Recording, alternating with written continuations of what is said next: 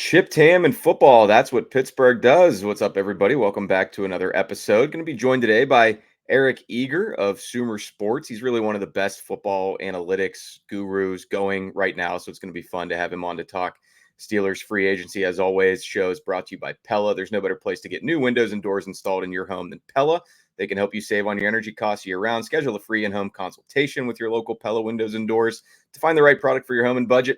Give them a call at 866-593-1560 to discuss your project further. That's 866-593-1560 to get started planning your new windows and doors installation with Pella Windows and Doors of Pittsburgh. Let's get to the Chipped Ham and Football Show with Eric Eager.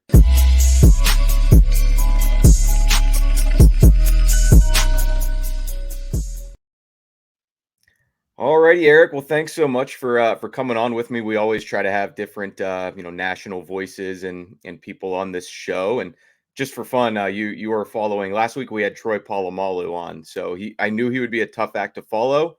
I figured I would give you reach out to you, and for people who might not be as familiar with you at home, and you work for SumerSports, sports analytics startup, and I just want to make it clear.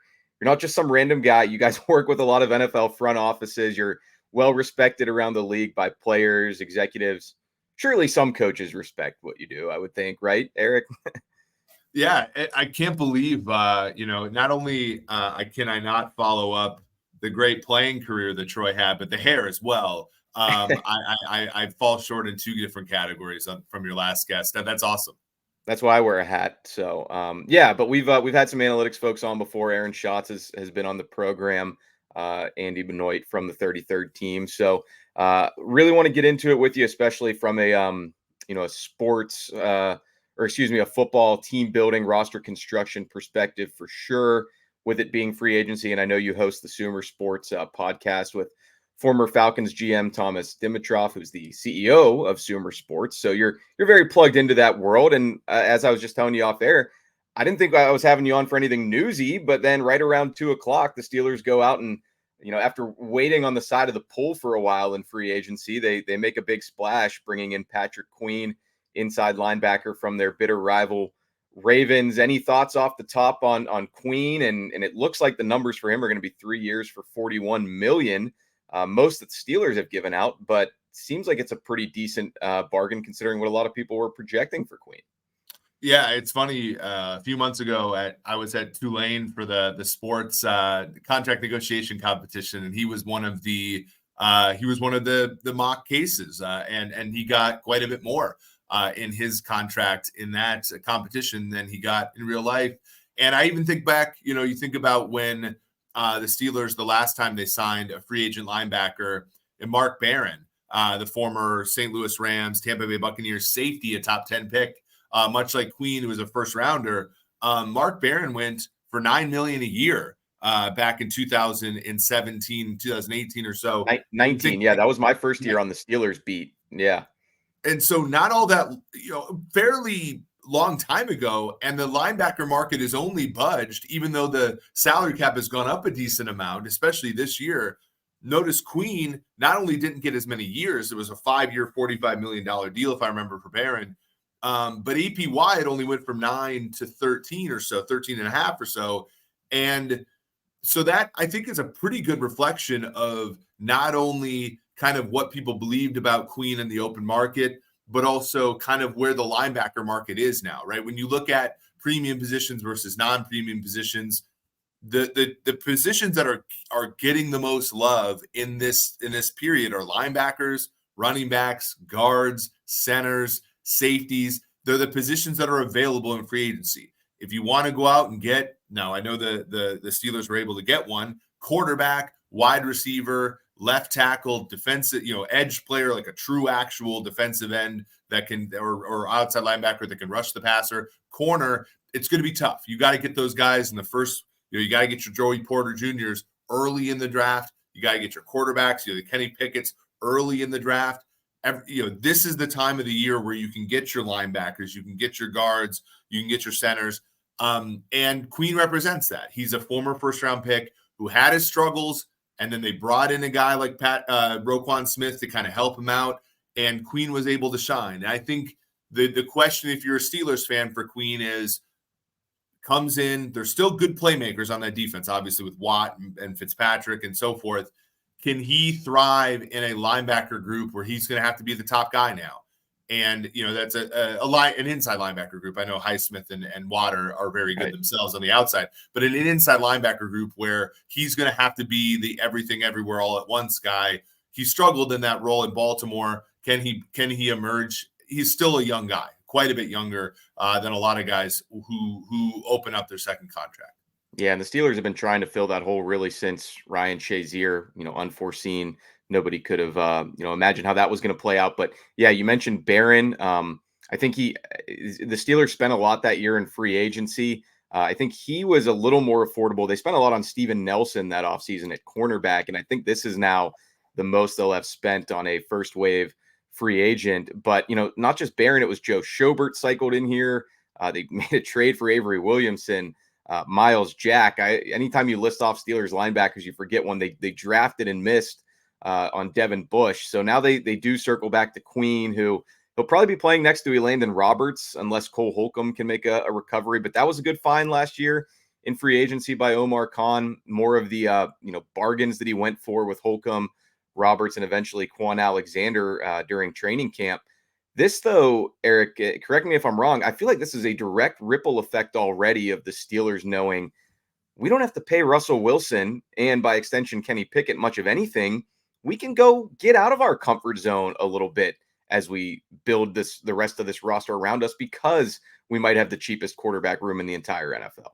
Yeah, and it also, the length of the deal, the 3 years, as I said, relative to the Barron deal, which was 5, it illustrates that, right? Because if this is a flop, it's just going to be 3 years and you can get out from under it, because the Russell Wilson deal reflects a very short-term period of Pittsburgh Steelers football where Kenny Pickett's on year 3 of his rookie deal. You have the 5th-year option. If Kenny Pickett beats out Russell Wilson and has a great year, okay, then you can accept the 5th-year option. And now not only do you have the 3 years of Pickett on relatively inexpensive money that pairs with your linebacker in Queen, who's the quarterback of your defense on that same 3-year window. If it's Russ, then, you're kind of drafting a guy next year in all likelihood because Wilson has not had a very good 2 years. And you're kind of hoping that him, along with Pickens and Deontay Johnson, assuming that he stays around, along with the 2 tight ends that are, pretty good young players, along with the 2 running backs who are pretty good young players, and an offensive line that came on strong in the second half of the year during the playoff push, you're on to something. And to your point about the relative inexpensiveness of the position, that's exactly how you win in the NFL if you don't have a young quarterback that you really like and you don't have one of those unicorn quarterbacks like Patrick Mahomes, Josh Allen, even, and it's hard because these teams haven't really won much lately, but Joe Burrow, Justin Herbert, guys like that. The way to win in the NFL is to have a cheap quarterback and to build around them through the draft and through free agency. And that's what the Steelers are doing. And kudos to Omar Khan for seizing that opportunity because that's the way in this division where all 4 teams have winning records. And in this conference where the teams are really good and there's a lot of good quarterbacks, good on them for sort of finding that one little niche that you can have when you don't have elite quarterback play to try to win.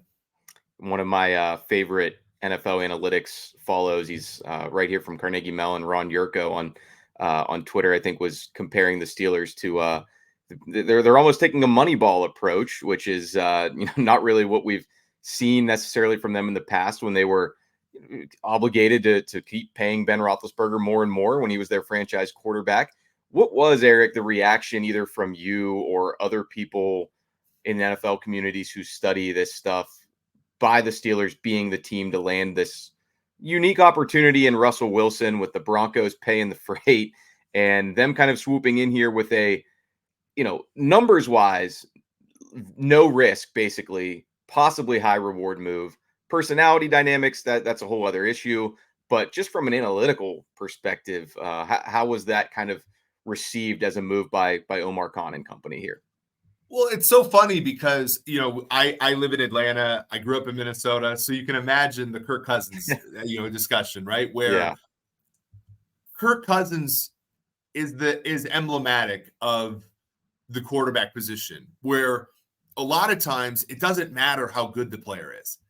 If you're going to pay the if you're going to pay the quarterback $10 million and he's Daniel Jones, that's acceptable. If you're going to pay the quarterback $40 million and he's, Daniel Jones, that's unacceptable. Right. Kirk Cousins is the same thing. Kirk Cousins is a very, very good quarterback, but at $40 million, it's incredibly hard to win. You guys know Ben Roethlisberger's probably going to be in the Hall of Fame. He has 2 Super Bowl rings. He was phenomenal. He's overshadowed a little bit by, Manning and Brady and guys like that, and, Breeze and Rodgers and guys like that. But when he was younger and cheaper, this team won a lot of games and won championships. When he became more expensive and he was still a pretty good player, it got harder. The margins they had holes. Yeah, they had holes up and down the roster other than that, especially on defense. Exactly. So the question about whether or not Russell Wilson's good or bad, it's almost irrelevant when he makes $1.2 million, because the whole question then becomes about the other players. It's back to the Steelers of the 80s and 90s and early 2000s, where it doesn't actually matter how good Bubby Brister is or how good Neil O'Donnell is or how good Cordell Stewart is. It's about all the guys around him. And that's awesome. And to your point, that's a Moneyball type approach. And in the NFL, you don't get that opportunity very often because the Steelers are facing this. You either have to belly up to the bar and pay your veteran guy a lot of money, or you got to go to use the first round draft pick to pay and take a quarterback in round 1. And you very rarely get the opportunity to sign a quarterback who's got the experience, has some pedigree for almost nothing, and they have that opportunity. And I think a lot of that is due to the stability of this franchise. Obviously, the great fan base that the Steelers have, the great ownership that they have. And I know Omar Khan's early in his career as general manager, but he's been with this franchise for a long time prior with Colbert. And then obviously the head coach in Tomlin, who's been here forever.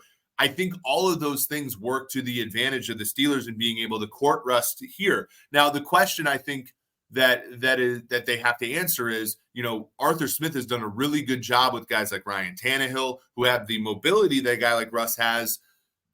Can Russ throw over the middle of the field? Can he do some of the things that other quarterbacks who have excelled with Arthur Smith do? Because Russ has some things like the play action deep passes that Arthur Smith does really well. He doesn't have some of the things that other quarterbacks who have excelled, like Tannehill, throwing over the middle of the field, specifically to the tight end position, that other quarterbacks who have excelled with Arthur Smith have done. So there remains questions, but a lot of those questions are answered with it doesn't matter because of how cheap Russell Wilson is.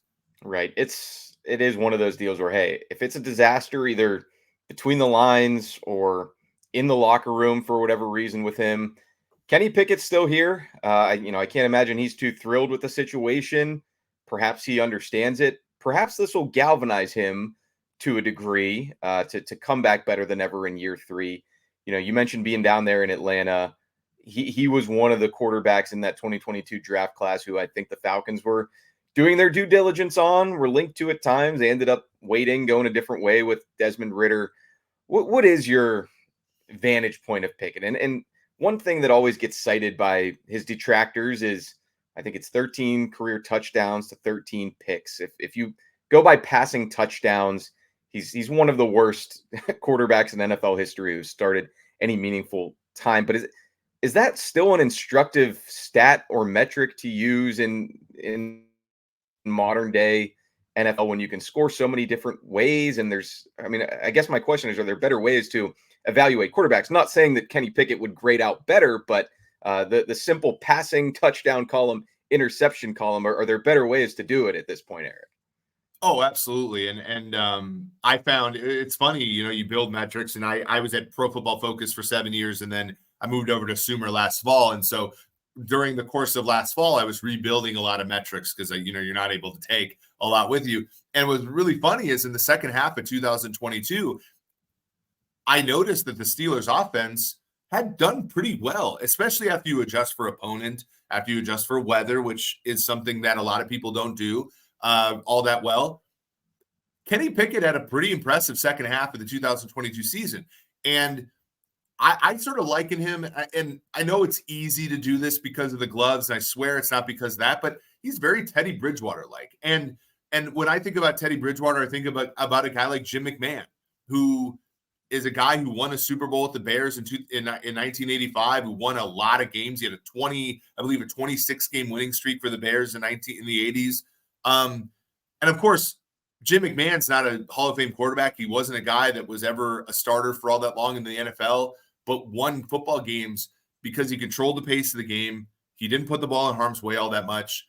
And he was gutsy, and he did a lot of those things. And now, does that sustain you for very long? Kyle Orton won like 70% of his starts for the first like 30 starts of his career or something crazy like that. No. Does he need to get better? Yes. Can he beat out Russell Wilson? Absolutely. I actually think he can. I think it's better than 30% chance he will beat out Russell Wilson and be this team's starting quarterback. I think that he has guided good offense for this team before. And I think that there are things beyond his control. For example, the offensive line in the running game for the Steelers was terrible when he started games early in the year and got somehow better in the second half of the year. I don't know what Mason Rudolph was doing to make that offensive line block better for Najee Harris specifically, but also Jaylen Warren in the second half of the year than they were doing the first half of the year. There are things that he can improve upon that in the second half of the year that can make him better. But no, there are better ways to evaluate him. He has not been as bad as his touchdown interception ratio. He has not been as good as his win-loss record. That's just that's a great way to put it. Yeah. The end of the day.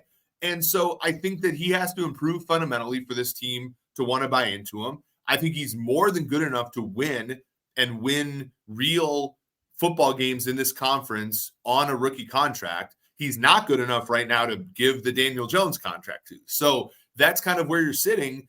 And that's the hard part and the kind of toxic part of the NFL right now, which is when you draft a quarterback, you have to play him right away because that window is, look at Jordan Love. Jordan Love got 1 year as a starter to find out if he was good enough. Good thing for Green Bay. They found out he was good enough. Now they're going to have to pay him $50 million a year. You don't get to sit anymore. And so you got to play right away. And in the case of Pickett, they kind of didn't like what they saw. So they're bringing in competition, and Pickett's basically got to beat out Russell Wilson and play well this year for them to pick up his fifth-year option. And so if I was betting on this, I'd bet that he wasn't the Steelers starter moving forward, but I think he's got some of the goods to overcome those long odds. Yeah, it'll be very curious to see, once Pickett gets back out in front of a camera at some point and discusses his standing. That's going to be the big story at the top of all the Steelers pages around here in Pittsburgh. Eric, I'll leave you with one last question while we're on Steelers quarterbacks, and as somebody who's acutely aware of the markets for these guys, Mason Rudolph. What's going to go on here? I don't think he's going to be back in Pittsburgh at this point, but maybe I'm too close to it. I acknowledge those of us who cover the Steelers and watch them week in and week out, we get insulated to a degree. But I'm kind of surprised to see guys like Marcus Mariota getting plucked off the heap right now. Minshew getting what he got over Mason Rudolph. Or do teams just not really believe in that small sample size, or do you think maybe there's another shoe to drop here and he will have made himself some money? Well, I think in the case of Mariota, it's just draft stock. Everybody just loves, I'm a Kansas City fan. Like Brett Veach, there's nothing. He signed Irv Smith today. Irv Smith's done nothing in the NFL, but he was a second-round pick. And Brett Veach probably had a first-round grade on him. Brett Veach loves nothing more than wanting to show everybody that he was right about Irv Smith. And so that's everybody about Mariota. Now, Minshew's a different story. Minshew's been a much better player than Mason Rudolph. And so they're going to obviously belly up to the bar and give him that contract. I think Rudolph's going to eventually get an opportunity, but, and he was good. You think about the game against the Ravens in week 18 that put him in the playoffs. He only had 2 incompletions that whole game. And I actually think he was downpour. Yeah. Yeah. I looked up at the stats because I didn't think he was that impressive just watching the game. But then I looked at the stats. He was, I actually think he's a competent backup to the point I just said about Pickett. The crazy thing about the NFL is a few decades ago, he would have been given the same chance. The Steelers are a throwback in that they draft him in 18, third round pick. They give him all this time to develop on the same team. That's a throwback. as a third string quarterback. I don't think that they're going to give him the shot to stay around, but there is a chance that he could stick around as the third stringer again. If he doesn't, I do think he'll find somewhere to compete. And given kind of how he stuck to this, I think he will beat somebody out. I just think to your point, I do think he deserves more than to be kind of an afterthought in this backup quarterback market. Maybe it's a place like Denver. Maybe it's a place like Minnesota to back up. It could be post-draft. Let's say a team like Minnesota, Denver, Vegas doesn't get the quarterback they want in the draft. There's going to be some musical chairs where he ends up going somewhere. And I think teams are waiting about, like Washington, for example, signs Mariota. What happens to Sam Howell? Like, there's all these kinds of uncertainties that I think will also play into Rudolph. But it is a good question because he didn't play amazing football at the end of last season, but he also didn't play poorly. I think he played well enough to garner a second contract, or a contract from a different team this time around. And it is kind of curious as to why he won't get that one yet this early.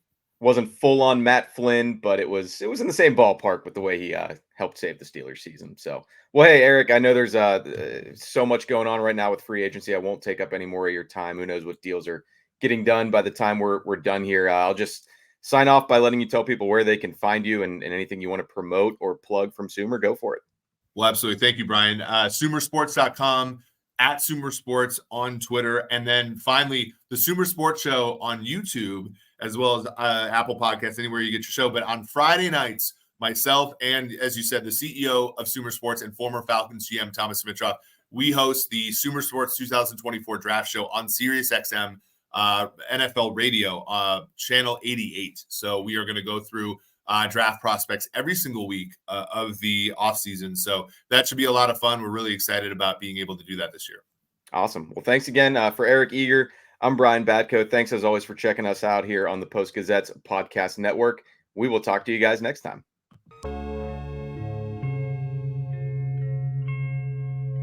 Thank you for checking out this content from Post-Gazette Sports. If you watch this video on YouTube, please like the video and subscribe to our channel. For all of the sports coverage the Post-Gazette has to offer, visit post-gazette.com.